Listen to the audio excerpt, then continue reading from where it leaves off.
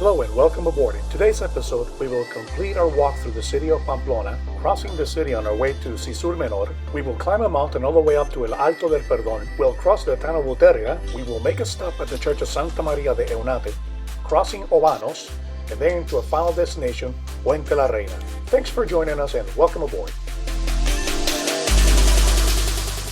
All right, guys, welcome to day 5. We're leaving Pamplona at this time, heading towards Puente la Reina.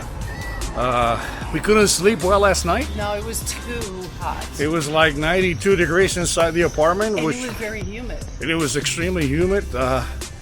We needed to wash clothes and everything, so... And it didn't dry. So it was kind of tough. So we're walking now, just leaving the city on the...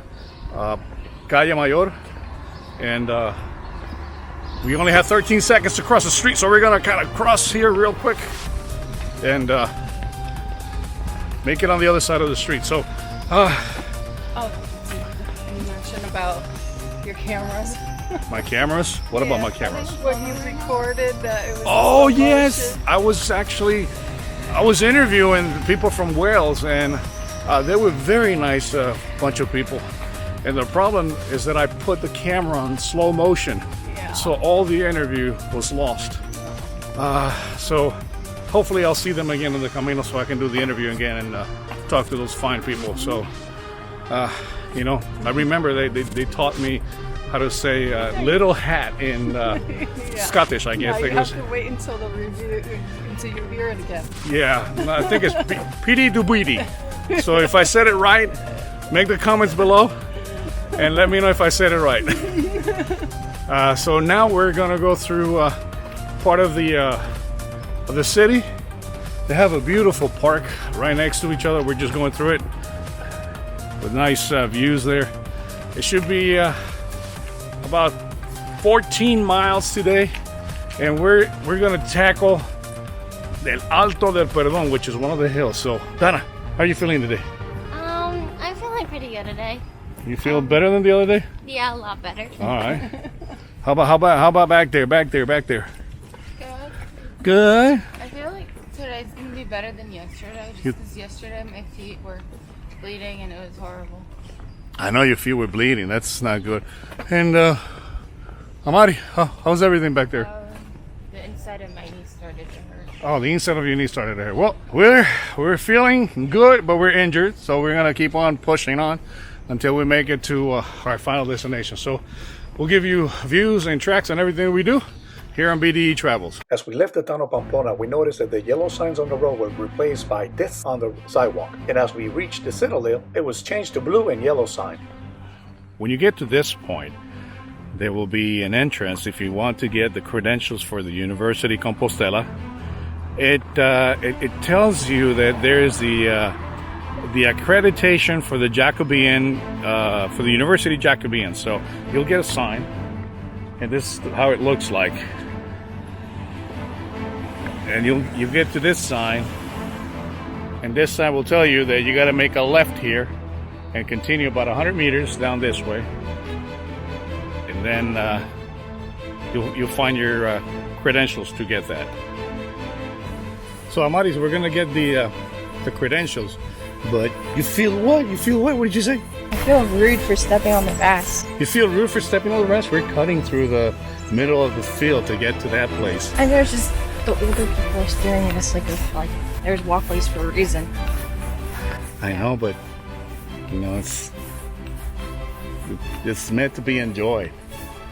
So we're enjoying the little park here, going through and making a shortcut. But you feel rude? Yes. Okay, all right, that's cool. How about you? I feel like a criminal cutting through the grass. Why? Because most time in the movies, they don't actually use the road. They just cut through the grass. Yeah, that's why I feel like a criminal. Okay, all right. Oh, there's Mommy back there. And Anieli's is slow today, huh? All right, here's a lesson. We made arrangements to pick up the university credential, and this university credential, it's picked up at the main office, admissions office of the University of Navarra. And once you get that credential, you stamp it along the way, just like you do the regular credential, but you stamp it at all the universities along the way. And when you get to Santiago de Compostela, you stamp it at the university there, and you get a specific Compostela or a specific certificate, meaning that you have completed all the university campuses throughout the Camino. Nevertheless, we made arrangements to pick up that credential, but for Friday, and today is Saturday, and guess what? It's closed. What you say, Donna? What you say? It's closed. It's closed. So what happened? We walked all the way here for nothing. For nothing. All right, so let's get back on track. Let's get back on the Camino. We're going now to Alto del Perdon. It was a very hot day, and we noticed that there was a higher flow of pilgrims leaving the town of Pamplona. As we were reaching the town of Cisur Menor, we found out that there were 90 cyclists doing the Camino de Santiago. Well, we're just crossing now the town of Cisur Menor. It is hot today, and it's only what, 10 a.m. in the morning? Yeah. It's like 92 degrees. The next few days it says it's going to climb to 104. 104 the next few days. We're gonna be in the meseta at that time, and it's gonna be suffocating.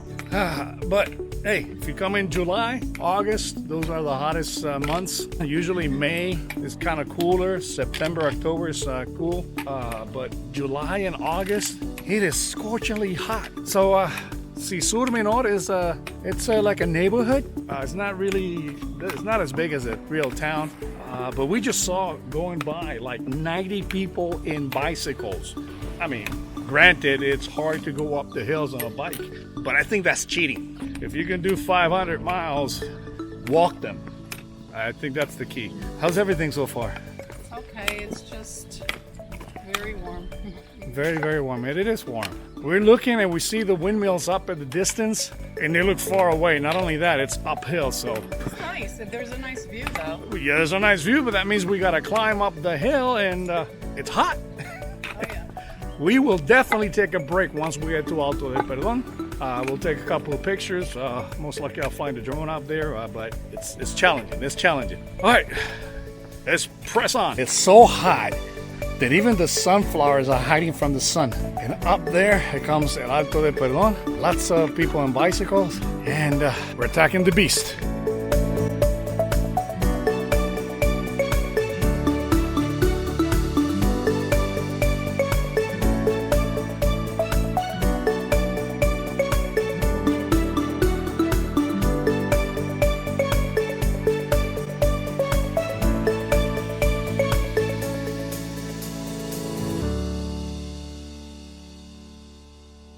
All right, folks, we're in the middle of the road here, just before Alto del Perdon. We just met Dave from Ohio.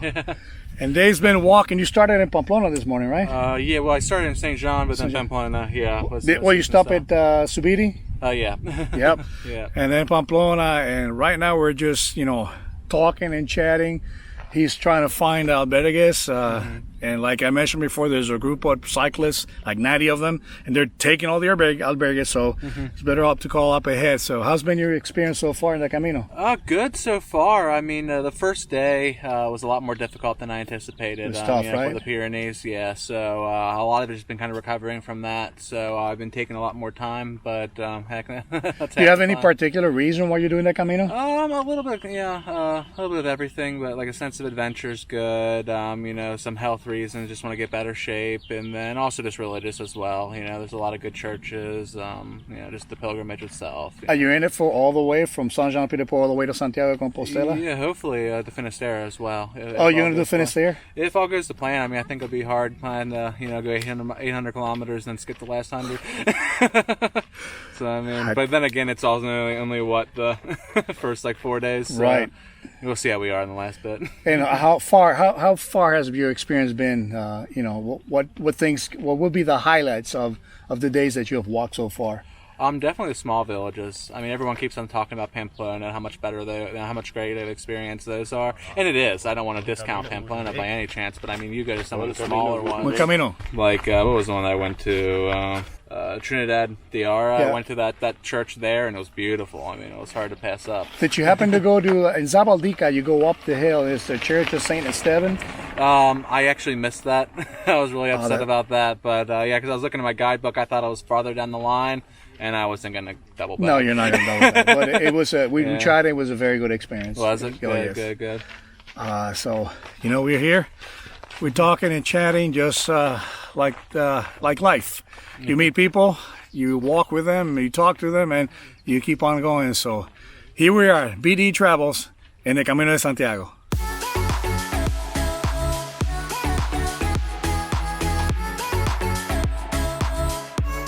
Folks, we met Dave, and then we just started to walk together. We're chatting. Really nice guy. I like this guy. And he's got a couple of tips. Like my wife, she's has allergies and intolerance to different kinds of food. So we've been giving you tips on where to go and what to do. Dave's got a very good tip also. Dave, what's that? Yeah, so especially if you're doing the Camino and you're kind of worried about whether or not you're in the shape for it, the biggest thing I can say is if you're walking the Pyrenees, definitely make a stop in Orison first. It's about, how do you know the kilometers inward? But it's right before you go up like the biggest parts of the mountains. It'll do you a lot of big favors later down the road. Yeah, and I've noticed that a lot of people do it not only for cultural reasons and for tourism, but I myself, believe it or not, I'm doing it because I want to get back in shape. And yes, I think that's a great tip. Orison, it's a small albergue. They got a restaurant there. Yep. It's kind of hard to get a reservation because everybody wants to stay there to take the break in between the Pyrenees. But did you get to stay there? I did not. I went right through. So that was one of the things that I don't expect to say is I regretted it, but it's like you can definitely feel it afterwards. Right. So it's one of those things that like, man, I wish I would have done that. Right. Yeah, because you hear, and that's the other thing I can say is like once you're done with the Pyrenees, you'll feel like it's you think it'll be like a big accomplishment, and it is, but it's one of those things you feel like you can even you wonder if you can even continue. From that point forward. But I've talked to people from all levels of fitness wise, and they all had trouble with it. So it's like that's kind of a momentum builder. What was it like a feeling of accomplishment once you conquer the Pyrenees? I mean, kind of. I mean, it's definitely that is an accomplishment. But on the other hand of it, it's like you kind of realize how much farther you had to go. Yes, how much you still got left. Because as soon as you finish, the next town, you see that. What is it, 780 kilometer sign? Yes. You're like, all right, we're almost there. Yeah, that's like an encouragement. It's like, well, if you put it that way, we're not that far away, huh? Yeah. Well, we noticed that Dave was having such a great time walking. He forgot his poles back there like half a mile. So we had people. Where are you guys from? The Netherlands. So we had the great people from the Netherlands hold the sticks for him. Now they cut up to David, and now David, look at him. He's going for it. Oh, yes. That is a good gesture. That's a good thing about the Camino. Yes, you still find people that are decent and honorable. So always. That's it. There you go. What's your name? Sure. And how about you? Jacob. Jacob. I like that name. From the Netherlands. So now we got people from America. We got people from the Netherlands. I just interviewed people from Wales. Where? Croatia. Hold on. Let me get Croatia here. What's your name? Casimir from Croatia. Istria. And two guys, where are they from? Croatia. They're from Croatia too? Yes. Oh, wow. Did you start in Saint-Jean-Pied-de-Port? Yes. This is good. See you. All right, we'll see you. Buen Camino. See, this is a great thing about El Camino. People from Croatia, people from the Netherlands, people from Japan, people from Korea, people from Puerto Rico, from Spain. It's all good. Oh, and I'm in the middle from people from Spain. See? Keep on traveling. BD Travels. All right, something interesting just happened. We had to run for our lives. There was a wild beast chasing us. And we got scared. Actually, it was just a bumblebee that had the sting pointed at us, so we started to run to get away from it. But boy, was I scared. I didn't want to get stung out here. If you're allergic to bees, bring an EpiPen then. Yeah, bring your EpiPen. Make sure you're ready for everything. Oh, that was interesting. Oh boy. Interesting things in the Camino.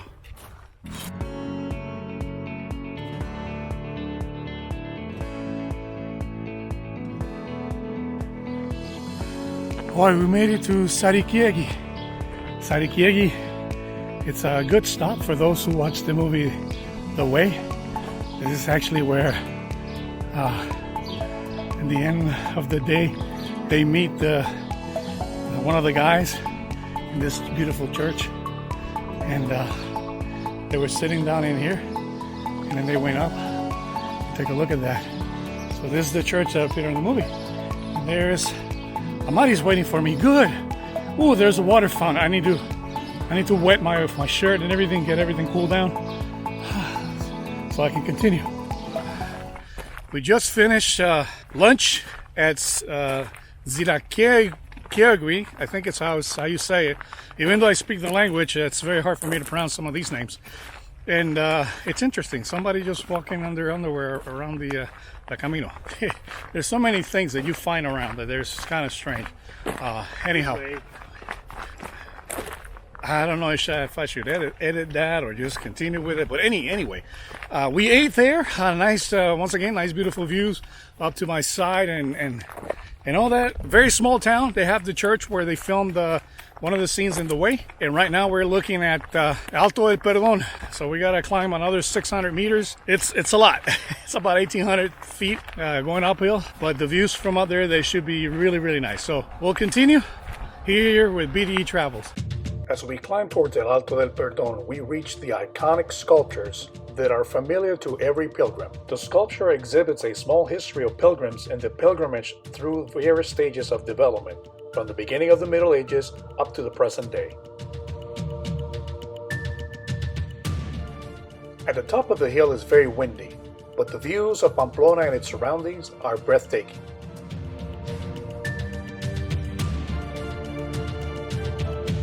All right, we are at the Alto del Perdon.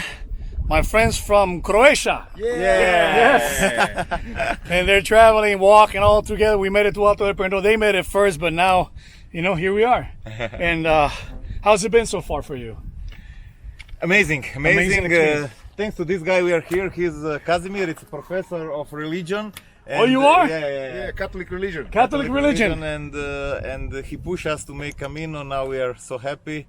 Especially today with this place, because this place we already saw many times in the books, on video, on YouTube, yes. on the film. So for us, reaching this point was amazing and really a special day. I'm very thankful also to meet you and to share some ideas also with you. That's great. That's part of what happens in the Camino. We meet people, we meet different cultures, and it's a great experience. So come and join us in the Camino de Santiago. Buen Camino. Buen Camino.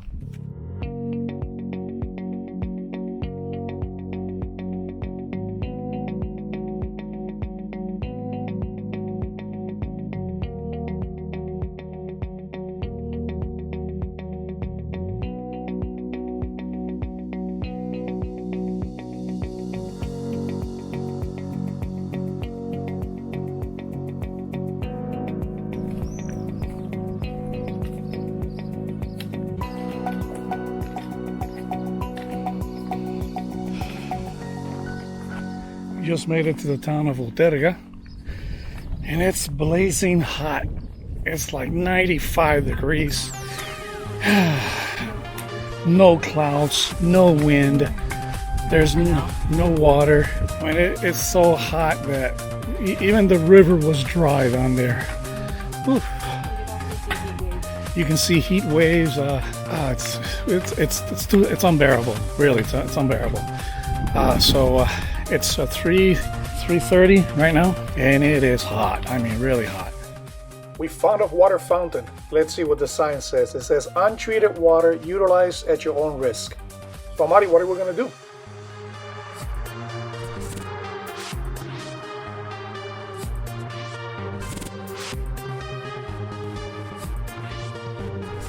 Well, we just went through the town of Ortega.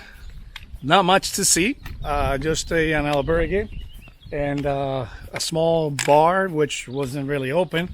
The city hall was closed and the church was closed. Not a lot of people around here. So we're gonna press on to the next town. I think it's Meruzabel, something like that. if I'm not mistaken, I'll let you know here on the link, which is the next town. So, once again, blazing hot, tough day, but beautiful views. Take a look at that.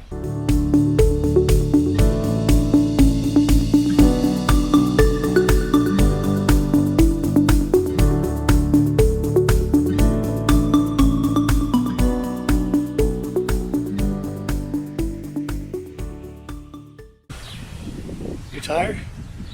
It's a long day, huh? Folks, we've just finished going through the town of Meruzabal, and now we're on our way to the Hermitage, or the Church of Eunate, which is about 2 kilometers from here, a little bit off a ways, but from there you can also make it to Obanos, which is the next town, and then finally to Puente la Reina. At the end of the town of Meruzabal, we encounter the historical church of Santa Maria de Eunate. This church, with unknown origins, was constructed at the end of the 12th century. Some speculate that the church belonged to the military and religious order of the Temple in Jerusalem. Others say that it belonged to the Brotherhood of the San Juan de Jerusalem. Throughout its history, it has served as a parish for the local town, a cemetery, and even a hospital for pilgrims. Architecturally, this is one of the most important churches in the region of Navarra. The church was built in the Romanesque style, with a peculiar octagonal shape, and because of its shape, many think it was built by the Knights Templar. Although today there are no historical records that affirm that thesis. There is a small fee to enter the church, and pilgrims with their credential get a discount. We leave the church of Santa Maria de Eunate on our way to Obanos. As we continue our walk, the temperature rises to about 100 degrees, and the wind was blowing close to 30 miles an hour. Therefore, what happened next was a welcome sight. We just left Santa Maria de Eunate, and the wind is blowing so hard. Right now, the wind is blowing the water. It's going sideways, so we're going to get a little bit wet. That's not bad because it's very hot right now, so hopefully it will cool off as we go through that. It looks like a car wash for people. Here we go. We're doing a human car wash. The wind is so strong, and it's blowing sideways. Oh, this feels refreshing. Woo! And it's cold. It is cold. There are two main veins of the Camino de Santiago that converge in the town of Obanos. These are the French Way and the Aragonese Way. In Obanos, we find the parish of San Juan Bautista. This is a neo-Gothic church built in the early 1900s.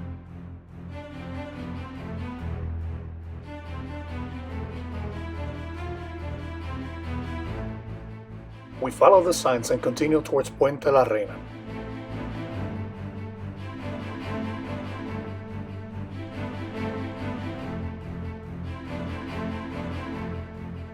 As we enter the town of Puente de la Reina, we come across the Church of the Crucifix. It is also said that it was built by the Knights Templar. Rumors has it that they protected pilgrims from Jerusalem all the way to Santiago de Compostela. The church's name is derived from a wooden crucifix, considered one of the major Gothic sculptures within Spain. It is said that it was brought here by German pilgrims as a penitent.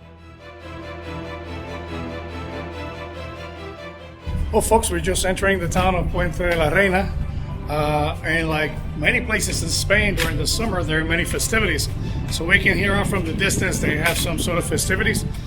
We have to take a look at it and see what are they doing. They're probably celebrating something. Usually they're related to the Catholic Church or not, but we'll see. We're just steps away, and it's a very interesting town. We'll see how it goes.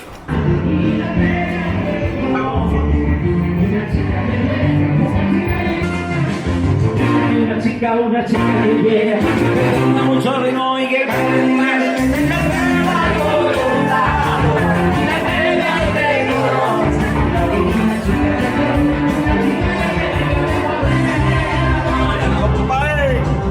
We have no idea what they were celebrating, but they were celebrating something.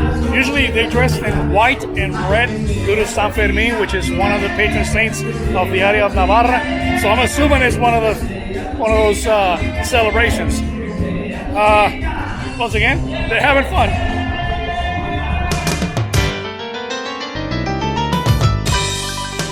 Don't forget to like, share, and subscribe. Join us for our next adventure here on BDE Travel.